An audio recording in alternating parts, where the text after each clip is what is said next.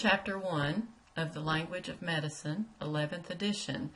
The textbook is written by Davie Ellen Chabner, and one of the things you'll notice about the textbook is that there are lots of fill-in-the-blanks, lots of exercises for you to complete. It's very important for you to do that. This book is an interactive textbook, and that means that it wants you to interact with it. So you need to write in all the blanks, then go back and study. Check your answers at the ends of the chapter, and then go back and restudy that material. Our chapter goals, first of all, we'll be looking at just basic things that will guide us in our study of the medical language. We will divide medical words into their component parts. We will be learning the meanings of basic combining forms, prefixes, and suffixes. And then finally, we'll be using those combining forms, prefixes, and suffixes to build medical words. The things that we'll be doing as we look at medical terms, we'll be analyzing those words by dividing them into their component parts. Each term has usually a root word, a prefix, and a suffix, so we'll be breaking those words down. We'll then be relating them to the structure and the function of the human body. And as we go through, we always want to make sure that we're putting a proper emphasis on spelling and pronunciation as well. Our first word that we're looking at here as an example word in our word analysis is hematology. Hemat is a root. Hemat means blood. The O in the middle is a combining form, and so most of the time we use the combining vowel with the root to make what we call a combining form. That helps us in pronouncing things, and it just makes the word flow better. So it's easier to say hemato than hemat. So we have hemato, and then we have logi at the end. Logi means the process of study.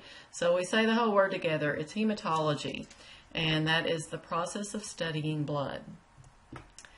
Again, we're talking about root words being the foundation of the word.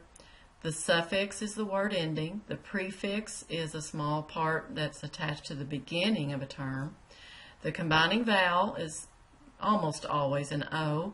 And then finally, the combining form is the root word plus the combining vowel.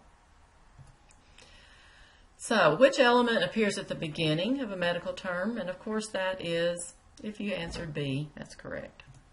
All medical terms have I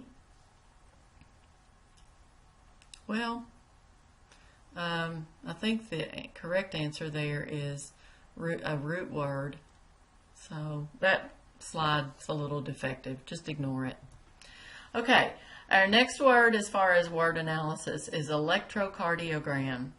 Electro means electricity, cardio means heart, and then gram means to record. So it's the record of electricity in the heart. And that's what we're doing when we take an EKG or an ECG. We're recording the electricity that flows through the heart. Here we have a word, gastritis. Itis means inflammation. Gastro is stomach. Now notice here we dropped the O. The reason we dropped the O is that we're combining the root word with a suffix that starts with a vowel, the I. So since that starts with a vowel, we're going to drop the O, and we'll do that most any time there's a suffix that starts with a vowel. So it sounds much better to say gastritis instead of gastroitis. Here we have two root words that we're combining. Now notice that we have gastro, which is stomach, then we have entero. Enter means intestines. And now notice that entero starts with an E, which is a vowel, but it is a root word, not a suffix. So that is why we don't drop the O there. We leave that O there because we're combining two root words. So we say gastroenterology. Now, this is a lengthy word, and as we do in almost all medical terms, the way we break this word down is by starting at the back end of the word, logi. otherwise pronounced ology.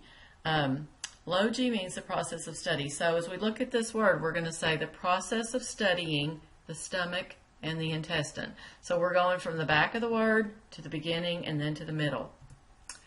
3 general rules. We generally always read medical terms starting with the suffix at the back of the word, then going to the beginning and then the middle. We drop the combining vowel when we are using a suffix that starts with a vowel. Again, we had the gastroitis, gastroitis example, so it's gastritis.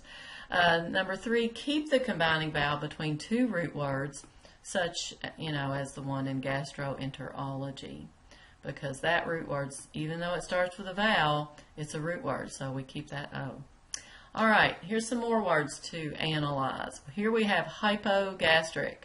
Now, hypo here is a prefix, which means below. Gastro is stomach, and then the IC at the end, the ic, means pertaining to. So, pertaining to below the stomach. Epigastric, epi means above. So here we have the same kind of breakdown. We have pertaining to above the stomach.